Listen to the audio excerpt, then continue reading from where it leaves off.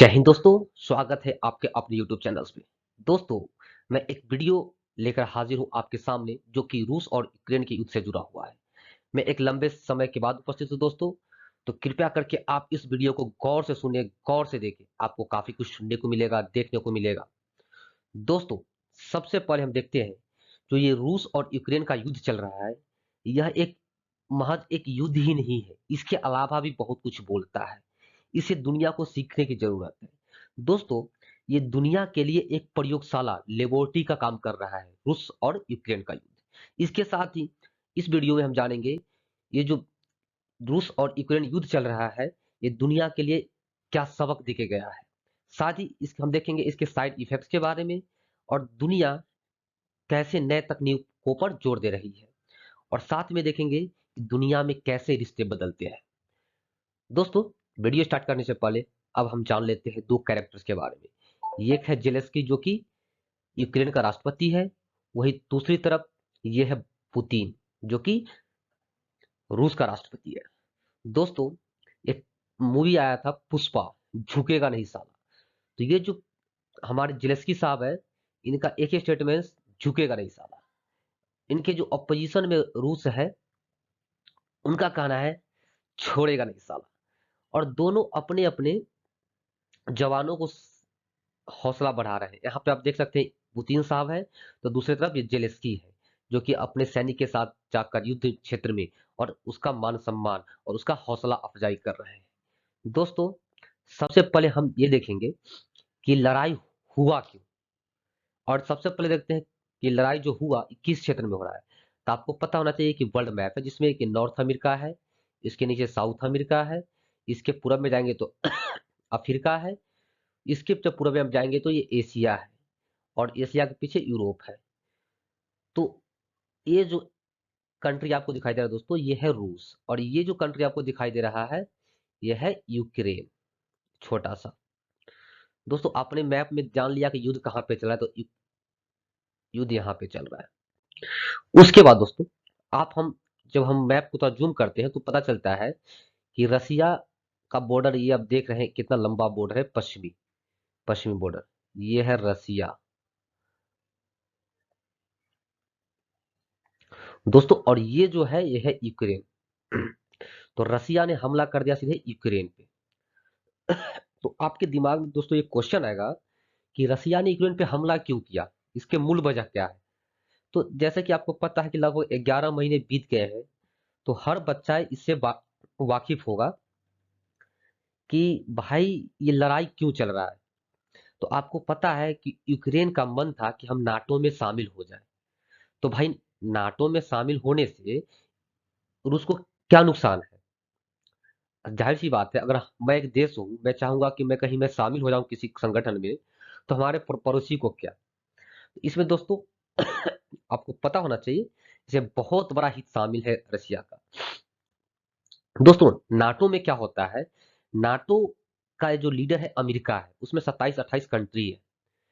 तो नाटो एक संगठन है, उसमें 27-28 कंट्री है, उसका लीडर है अमेरिका। अगर नाटो कंट्री पे कोई देश हमला करता है, नाटो कंट्री पे कोई देश हमला करता है, तो नाटो की जो सभी मेंबर है वो मिलके उस कंट्री पे हमला कर देगा। मतलब बहुत बड़ा एक सैनिक संगठन है दोस्तों। तो ये सब जो कंट्री दिखाई दे रहा है, सब नाटो का ही सदस्य है। लगभग ये सारे जो है नाटो का सदस्य, इंक्लूडिंग टर्की भी, ये सब नाटो का ही सदस्य है। ये मान सकते हैं कि ये सब नाटो का ही सदस्य है। तो नाटो का एक संयुक्त सेना है। वो क्या है ना कि बॉर्डर बॉर्डर पे रहता है। तो नाटो का यहाँ पे सेना है, मतलब नाटो का सेना या अमेरिका का सेना, तो अमेरिका का सेना यहाँ तक तैनात है। आप समझ रहे हैं। अगर यूक्रेन नाटो में शामिल हो गया, तो यूक्रेन जो नाटो का सेना है इस बॉर्डर पे भी आ जाएगा, यानी डायरेक्टली रसिया के बॉर्डर पे आ जाएगा। अगर रसिया के बॉर्डर पे नाटो आ गया, यानी अमेरिका आ गया, तो रसिया के लिए आपको पता है कि बहुत बड़ा खतरा है। इसका राजधानी मॉस्को यहाँ पे है, तो मॉस्को की सुरक्षा खतरे में है। तो रसिया ये नहीं चाहता कि नाटो यहाँ पे आए, इसलिए यूक्रेन को धमका रहा था। आपको लगेगा कि भाई ठीक है, यूक्रेन का है, यूक्रेन को ऐसा डर क्यों लग रहा था। तो दोस्तों, 2014 की बात है। 2014 में क्या हुआ था, ये क्रीमिया इलाका है, जो कि ब्लैक सी में है, ये यूक्रेन का पार्ट था। लेकिन 2014 में अमेरिका इसको हथिया लिया, यानी हड़प लिया। तो यूक्रेन को क्या लगता है कि रसिया है, हमें कभी भी हमला करके हम अपने देश में मिला लेगा। इसीलिए यूक्रेन क्या चाहता है कि हम रसिया सॉरी नाटो में शामिल हो जाए, और रसिया क्या चाहता है कि यहाँ पे नाटो सेना ना आए। तो युद्ध का सबसे मोटा मोटी यही एक रीजन है। आगे चलते हैं दोस्तों, ये आप ये देख सकते हैं नाटो कंट्री का ये सेना है, जो कि नाटो जो भी कंट्री है, यह नाटो कंट्री है। तो लगभग पूरे यूरोप और नॉर्थ नॉर्थ अमेरिका में नाटो की सेना मौजूद है, और ये है जो रेड कलर का है, ये है रसिया। दोस्तों, इस लड़ाई में क्या क्या हुआ। इस लड़ाई में दोस्तों सबसे पहले हम देखेंगे कि दुनिया का जो ध्यान है ना, एक नया टेक्नोलॉजी के ऊपर गया। देखो, सबसे पहले क्या है, रसिया तो आपको पता है बहुत बड़ा ताकतवर देश है, बड़े बड़े मिसाइल, बड़े बड़े अंतरिक्ष खोज किया है। लेकिन उसका दिमाग कभी ड्रोन पे नहीं गया। इस युद्ध में कहीं सबसे ज्यादा कहीं क्षति हुआ है तो ड्रोन की वजह से हुआ है। इसमें बहुत बड़ा बड़ा फाइटर जेट नहीं लड़ा है, सबसे ज्यादा लड़ाई हुआ है तो ड्रोन का है। क्योंकि ड्रोन क्या है ना, कम ऊंचाई पे उड़ता है। ये सब जो ड्रोन दिखाई दे रहा है दोस्तों, ये कम ऊंचाई पे उड़ता है, और कम ऊंचाई पे उड़ने वजह से इसको रडार भी नहीं पकड़ पाता। इस वजह से गोला बारूद बरसाएगा दुश्मन के क्षेत्र में, वापिस दौड़ के आ जाएगा। दोस्तों, इस ड्रोन का एक खासियत ये भी है कि कम दूरी पहुंचता है, और इसमें कोई आदमी बैठा नहीं रहता है, जिससे मैन का मेटेरियल नुकसान नहीं होता है। इसमें इसको बोलते हैं यूएवी, अनमैन्ड एरियल व्हीकल। मतलब इसमें कोई आदमी नहीं होता है, ये बस आदमी जमीन पे बैठ कर इसको रिमोट से उड़ाते रहता है। तो पहले क्या है ना कि बड़े बड़े लोग क्या है ना, बड़े बड़े मिसाइल बनाता था, टैंकर बनाता था लड़ाई लड़ने के लिए। लेकिन इस युद्ध में बिल्कुल पासा पलट गया, सबका ध्यान चला गया ड्रोन पे। दोनों तरफ से ड्रोन का ही लड़ाई चल रहा है। दोस्तों, आपको पता है कि सेना ड्रोन का भी इस्तेमाल करती है, जो छोटे ड्रोन का इस्तेमाल निगरानी रखने के लिए सीमा पर। दोस्तों, और ड्रोन दो टाइप का होता है, एक लड़ाई वाला ड्रोन, एक नॉर्मल ड्रोन। तो नॉर्मल ड्रोन का जो इस्तेमाल होता है दोस्तों, मेडिकल फैसिलिटी के लिए, जैसे कहीं बहुत जल्दी दवाई पहुंचाना हो, ब्लड पहुंचाना हो, या किसी तरह के क्रिटिकल मरीज को कुछ अंगदान देना हो, तो इसके लिए ड्रोन इस्तेमाल किया जाता है। क्योंकि अगर रोड के रास्ता से जाएगा तो उसको टाइम लग जाएगा।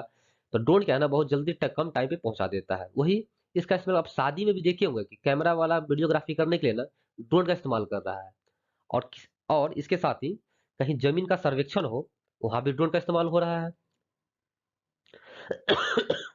सॉरी। दोस्तों, तो आपको पता है कि इस युद्ध में ड्रोन काफी लड़ा है।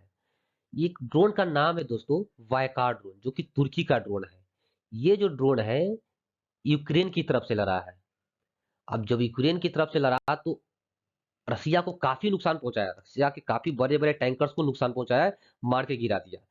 जैसा ही ये मार के गिराया ना, पूरे वर्ल्ड में इसका वैल्यू बढ़ गया, और सभी लोग तुर्की को ऑर्डर देने लगे। तुर्की का एक कंपनी है, उस ऑर्डर देने लगे कि मेरे को ये ड्रोन चाहिए, मेरे को ड्रोन चाहिए। अभी स्थिति ये है कि अगले 3 साल का बुकिंग, 3 साल का बुकिंग हो गया इस ड्रोन का। आप समझ सकते हैं, एडवांस बुकिंग हो गया है। वहीं दूसरी तरफ देखेंगे दोस्तों, ये जो ड्रोन है, ये ईरान का ड्रोन है। इसको कामिकाजा ड्रोन बोलते हैं, कामिकाजा, काजी काम ड्रोन, जो कि ईरान के द्वारा बनाया गया है। इस ड्रोन का इस्तेमाल कौन किया? रसिया किया यूक्रेन में। तो दोनों तरफ से ड्रोन चल रहा है। यूक्रेन जो है तुर्की का ड्रोन यूज कर रहा है, और रसिया जो है ईरान का यूज कर रहा है। और दोनों का ड्रोन इतना हाई रेट में बढ़ गया ना कि एडवांस बुकिंग चल रहा है दोस्तों। तो पूरी दुनिया का नजर इस तरफ गया है कि अब हम अच्छे किस्म का ड्रोन बनाए। दोस्तों, आपको मैंने एक थंबनेल में बोला था कि ये दुनिया के लिए एक लेबोरेटरी का काम कर रहा है। कैसे? दोस्तों, अगर आप कोई सामान बनाए हैं, ठीक है, अगर उसका हम टेस्ट नहीं करेंगे तो सामान कैसे मार्केट में बिकेगा? कहीं ना कहीं हमें डेमो दिखाना पड़ेगा। तो अमेरिका इसी डेमो के चक्कर में, अमेरिका को पता है रूस यूक्रेन को डेमो के लिए यूक्रेन को बोलता है कि मैं तुम्हें ये मिसाइल दे रहा हूँ, ये चीज दे रहा हूँ, वहां पे तुम युद्ध लड़ो। इससे क्या हुआ कि ये आप देख रहे हैं कि अमेरिका का एक पेट्रियोटिक मिसाइल सिस्टम है, जो कि यूक्रेन को दिया गया। यहाँ पे खूब ये तैनात किया गया है, और अमेरिका रूस को नुकसान पहुंचाया गया है। जैसे ही इसका परफॉर्मेंस अच्छा रहा, इसके वर्ल्ड में मांग बढ़ गया। मांग बढ़ने से क्या हुआ, अमेरिका बहुत पैसा कमाएगा। तो हर देश कुछ ना कुछ यहाँ पे डोनेट करके, किसके नाम पे? हेल्प के नाम पे, कि भाई हम तुम्हें हेल्प कर रहे हैं, अपना प्रयोगशाला बना लिया कि यहीं पे हम बम फोड़ेंगे, गोला बारूद फेंकेंगे और पूरे वर्ल्ड में प्रणाम कमाएंगे ताकि इसका डिमांड हाई हो जाए। तो आपको मैंने बोला था कि ये महज लड़ाई का क्षेत्र ही नहीं है, एक लेबोरेटरी भी बन गया है। जैसे ये कामिकाजा है ईरान का, वायकार्ट है तुर्की का, इस सब का हाई डिमांड हो गया दोस्तों। ये दुनिया के लिए एक सबक है। वही देखते हैं कि दोस्तों रूस और यूक्रेन युद्ध का साइड इफेक्ट क्या हुआ है। तो सबसे पहले आपको पता होना चाहिए कि पूरे वर्ल्ड में जो गेहूं का उत्पादन है ना, सबसे ज्यादा यूक्रेन में होता है। यूक्रेन को गेहूं का कटोरा बोलते हैं दोस्तों, ब्रेड बास्केट। यहाँ पे आप देख रहे हैं कि महिलाएं जो है गेहूं के खेत में जाके फोटो खिंचवा रही है। जैसे ही लड़ाई हुआ यूक्रेन और रसिया का, गेहूं का जो सप्लाई है बाधित हो गया, क्योंकि सब यहाँ तो फौज है, मारधाड़ चल रहा है, तो कौन गेहूं पहुंचाएगा। इस वजह से क्या हुआ ना, हर देश में गेहूं का रेट बढ़ गया। अब भाई गेहूं का रेट बढ़ गया तो अमीर लोग तो खा लेगा, लेकिन गरीब लोग क्या करेगा, वो तो महंगाई में नहीं खर्च पाएगा। तो भुखमरी का शिकार हो गया, कचरे से बच्चा लोग उठा के खा रहा है। तो दोस्तों इससे बेहतर है कि आप लोग आत्मनिर्भर होइए, हर देश के लिए ये चिंता का सबब है। आत्मनिर्भर बनेंगे तो बेहतर है कि हम अपने संसाधनों को पूरी तरह इस्तेमाल कर पाएंगे। दोस्तों वही देखेंगे कि रसिया किस चीज का प्रोडक्शन करता है, तो तेल और गैस का। यह है तेल का प्रोडक्शन देख रहे हैं दोस्तों, और ये है गैस का। तो जैसे ही तेल और गैस का प्रोडक्शन बाधित होता है, पूरे देश में तेल और गैस का दाम बढ़ जाता है। जैसे ही सपोज दैट तेल का दाम बढ़ गया, ट्रांसपोर्टेशन महंगा हो जाएगा, हर चीज महंगा हो जाएगा, फिर भी गरीबी बढ़ जाएगा। आपको दोस्तों पता होना चाहिए कि रसिया जो गैस का इंपोर्ट करता है, सबसे ज्यादा जर्मनी को देता है, जो कि ये लोग अभी सेंसन लगा के रखा है। वही देखते दोस्तों, जब ये सब लड़ाई चल ही रहा है तो आपके दिमाग में आएगा कि पूरे वर्ल्ड में क्या क्या बदला है। वर्ल्ड में बहुत सारा रिलेशन बदल गया दोस्तों। जो रसिया का दुश्मन था, आपको पता है कि पहले रसिया और चाइना में उतना नहीं बनता था, लेकिन ये क्या है ना, अमेरिका का दुश्मन है। तो दुश्मन का दुश्मन दोस्त, रसिया दोस्त बन गया अमेरिका का, बहुत ज्यादा निर्भरता हो गया है चाइना के ऊपर। वही देखेंगे ईरान। ईरान क्या है, ईरान पे सेंसर लगा के रखा है अमेरिका, ये भी बन गया रसिया का दोस्त। दूसरी तरफ सऊदी अरब, सऊदी भी अरब आजकल अमेरिका के खिलाफ जाके दोस्ती कर लिया है रसिया का। और इंडिया का आपको पता ही है, इंडिया एकदम बैलेंस्ड नीति, इंडिया का जो नीति है बड़ी खतरनाक है दोस्तों, एकदम बैलेंस्ड करके चलता है। इसी का कॉपी कर रहा था पाकिस्तान, लेकिन क्या है, इमरान खान को सत्ता से बेदखल होना पड़ा। दोस्तों अब पूरी दुनिया के लिए लेसन क्या है, पूरे आपको पता है कि यूक्रेन छोटा सा देश है और जो रसिया है बहुत बड़ा कंट्री है। 11 महीना लड़ाई का हो गया है, कोई फैसला आया नहीं है। 11 महीना जब हो गया है, जब कोई फैसला आया नहीं है, तब दोस्तों हम क्या कर सकते हैं। सबसे पहले देखिए, जब आपके साथ पर्याप्त संसाधन न हो जेलेंस्की साहब, तो किसी से नहीं उलझना चाहिए। और वही पुतिन के लिए ये है संदेश कि किसी को भी छोटा नहीं समझना चाहिए, झुकेगा नहीं साला।